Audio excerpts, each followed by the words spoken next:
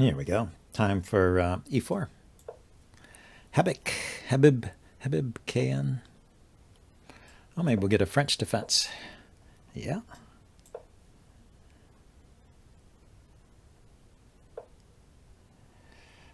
Okay, let's pin the knight.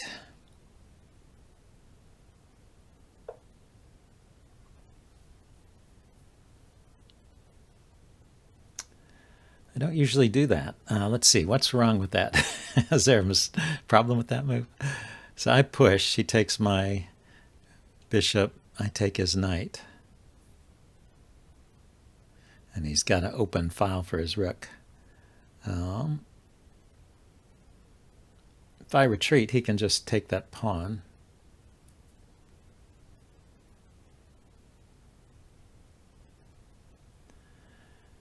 And, okay, I'll take the knight.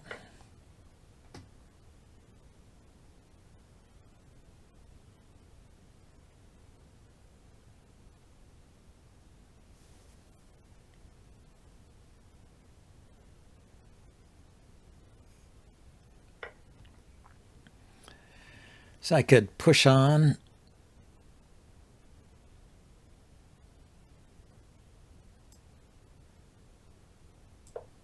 Let's see where his queen goes.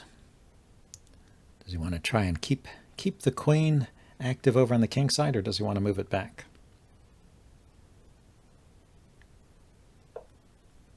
He just goes back. So I guess he wasted some time. I was just trying to figure out if there was a real reason why that's rarely played.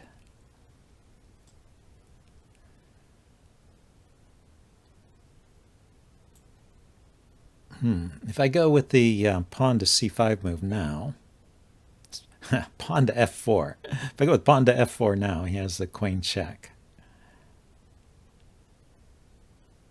So I guess I need to bring the knight out first.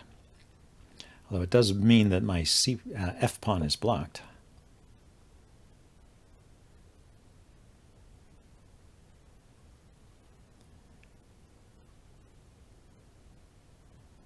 So let's castle. He can take that pawn. I can bring my knight back to e2 and round it up.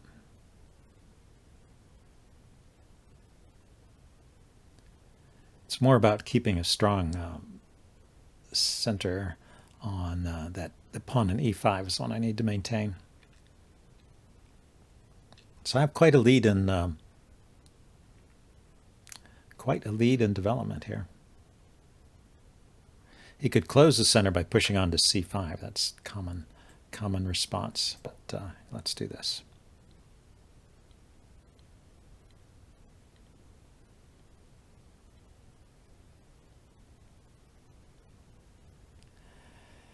Let's see. If he defends the pawn with the bishop, I take, he takes, or he defends with the knight. Well, it's different with the knight. So he defends the pawn with the knight, I take, he takes. I can move this knight with check, but I mean, I can move the bishop with check, but he can take back with the knight. So those little tricks don't work here. On the other hand, my bishop is very secure in that square. What do I want to do? I want to prevent his knight from coming into b4. I guess I've got my numbers and letters all reversed. So he's solidly holding on to that pawn. So now I need to get some kind of attack going here.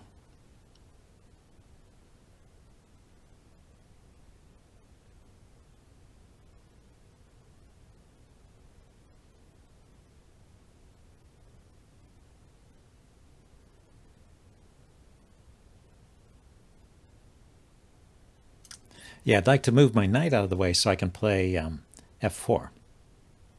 But as soon as I move the knight, he can take that pawn. He's going to be able to grab it pretty soon anyway. I'll lift up my queen like this. Maybe queen to queen to f4 will help a little bit.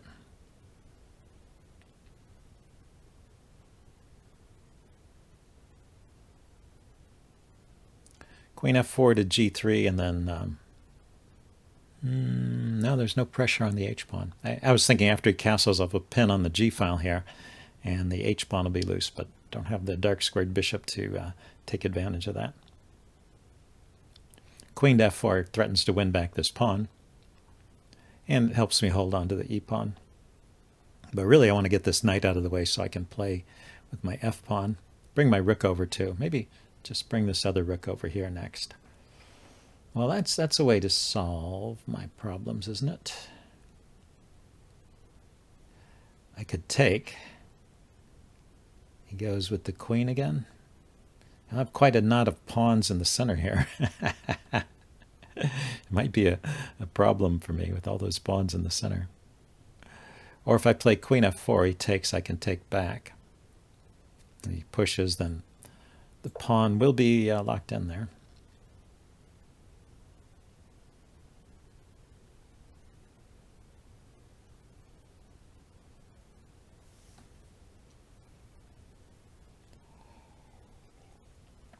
I mean, if he pushes, then that pawn, the only way he could pressure it is with pieces coming in from an angle. Can't attack it directly. I can defend it directly with a rook, as well as the queen and the knight. Although he can push that away after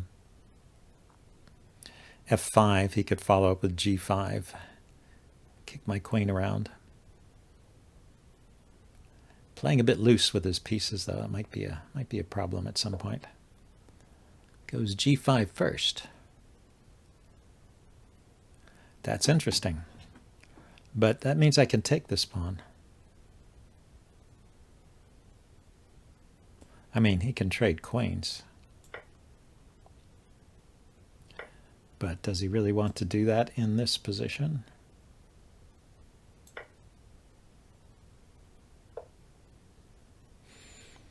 I see. He's going to get the pawn back.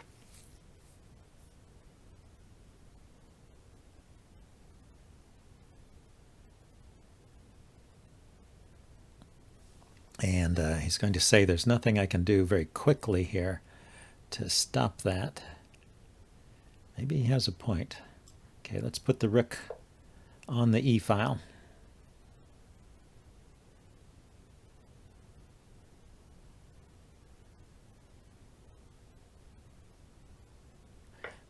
Want to be able to stop stop his pawn from coming forward.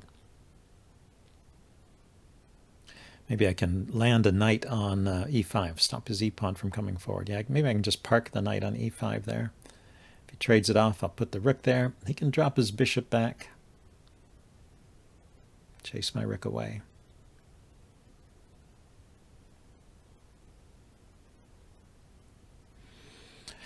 This knight can come to h4, hitting his rook.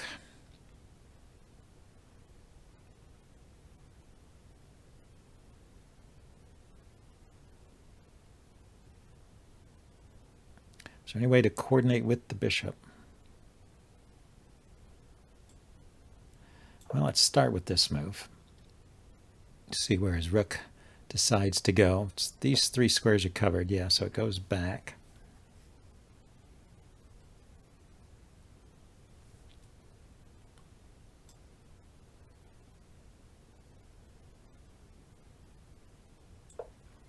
Now the knight comes in.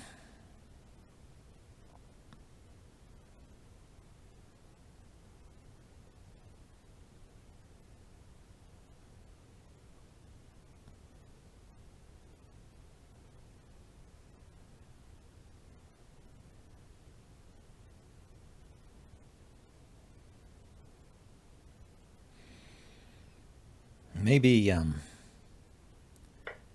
he decided to take, yeah. I was thinking maybe if he didn't take, I could get my knight to g4 and then threaten knight to f6 with the fork, the king and the bishop.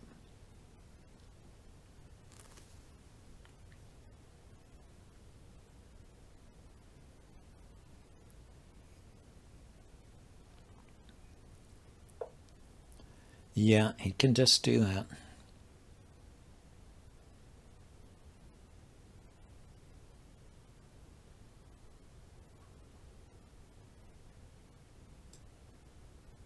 Okay, I want to be able to double here potentially. And if he starts pushing, I'm going to have to play f3. Yeah. I definitely want to play f3.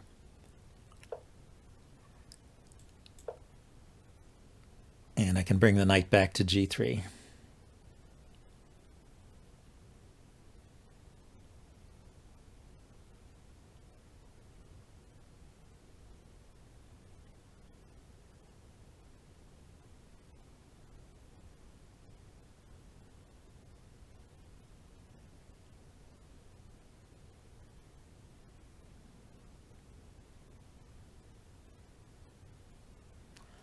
The bishop can go to g6.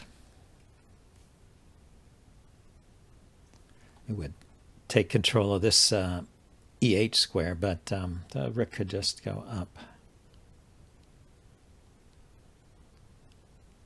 The knight's ready to jump into f6, but he's got that under control.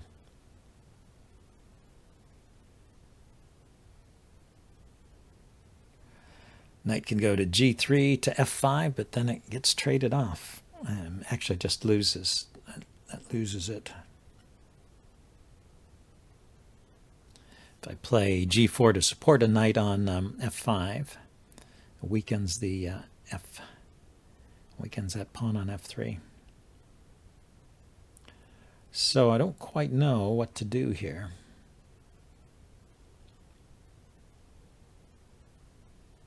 But it's his move, so maybe all I do is react to what he does.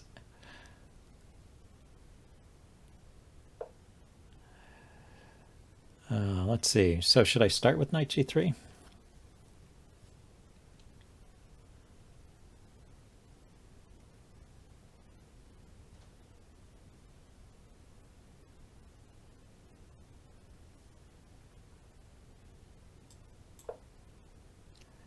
The knight could come around to c2. Oh, that's d2. Now to b3. Look at the queen side here.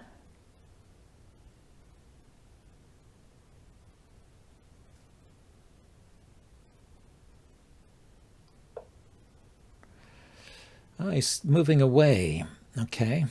So now I can play knight to f5.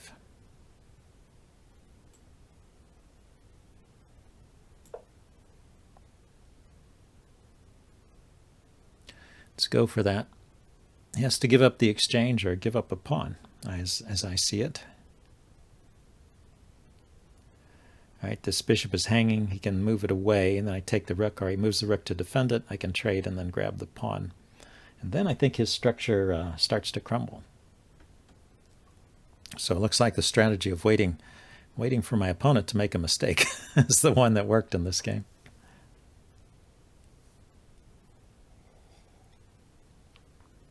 Well, that's often the case. If you can't think of a plan for yourself, try to do something that doesn't hurt. try to keep your position together and see what your opponent does. Maybe he'll make a mistake. He gave up the exchange. It's an interesting choice.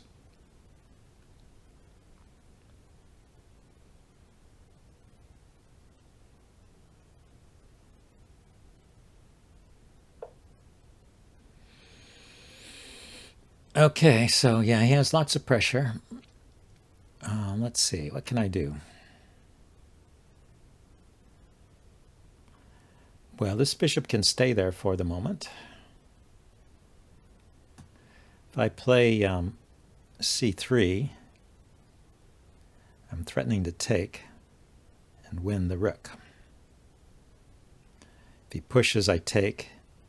If he takes, I take back, and then two of his pawns are restrained, and this one will be a target. Could potentially be a target.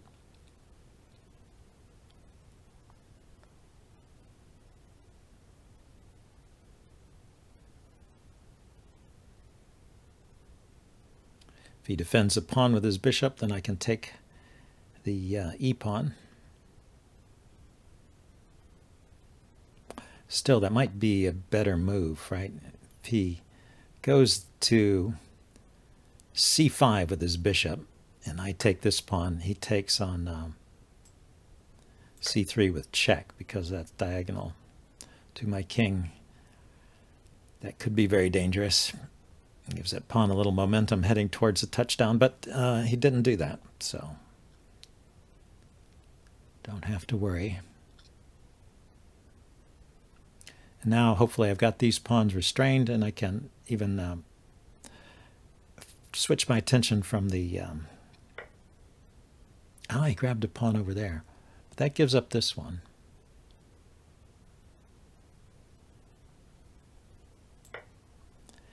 As we simplify,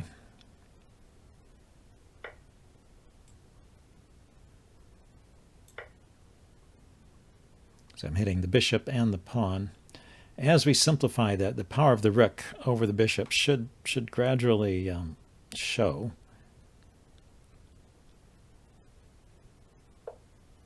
Yeah, he had to move to defend. So I can check.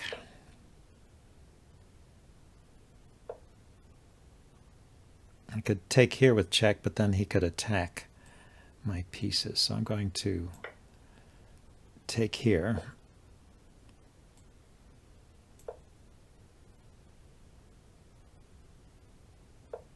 Yeah, he can force me to this point. So he kept the rook on. Let's check here.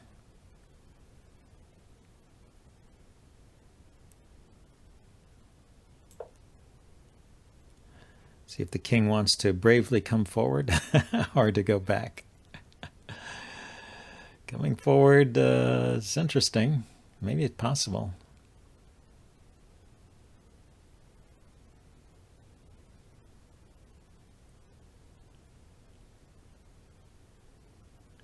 Maybe it is possible.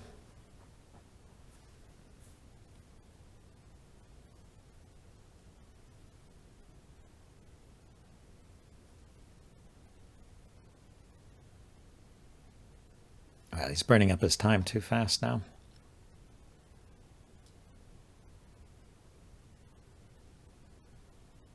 Yeah, he ran out of time. But I think in this final position, I was basically just up the exchange. We can check that out in the postmortem. See you guys later. Bye.